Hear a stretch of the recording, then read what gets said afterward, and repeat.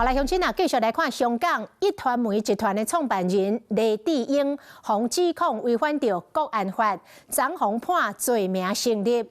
黎智英的后生讲，伊的爸爸是英国的公民，请英国政府采取行动解救老爸。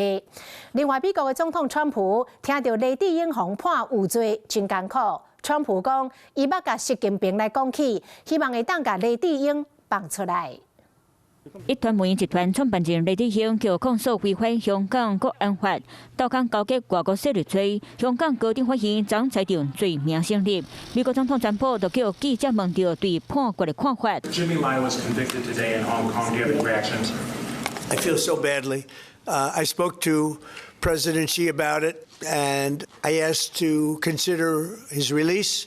He's not well. He's an older man, and he's not well. So I did put that request out. We'll see what happens. 黎智英后生黎宗伟为着救爸爸，一直伫咧海外走踪。伊伫咧伦敦接受外国媒体访问时，请求英国政府甲建议化作行动。The UK unfortunately took a bit of time to get to the same position.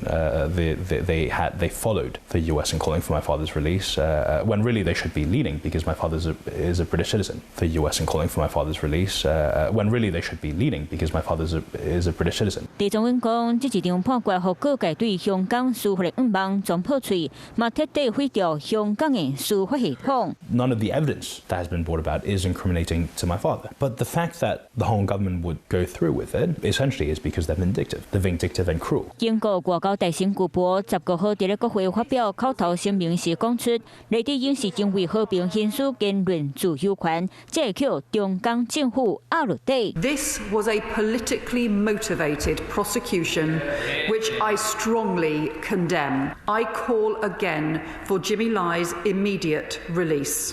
On my instruction, the Foreign Office has today summoned the Chinese ambassador to underline our position in the strongest terms. 喺你公開見面的黎智英查某囝黎彩講，爸爸有年歲身體嘛愈來愈歹，對中國來講，甲人放走才是領導正確公平的做法。 If my father dies a martyr in prison, it will be a stain that they will never be able to erase. I mean, it is not in their interest for that to happen. 黎智英đoàn記者記錄到，導數紐約時報講出，目前中國經濟面對重大挑戰，西方領袖愛利用經貿影響力，施壓中港政府來幫助黎智英。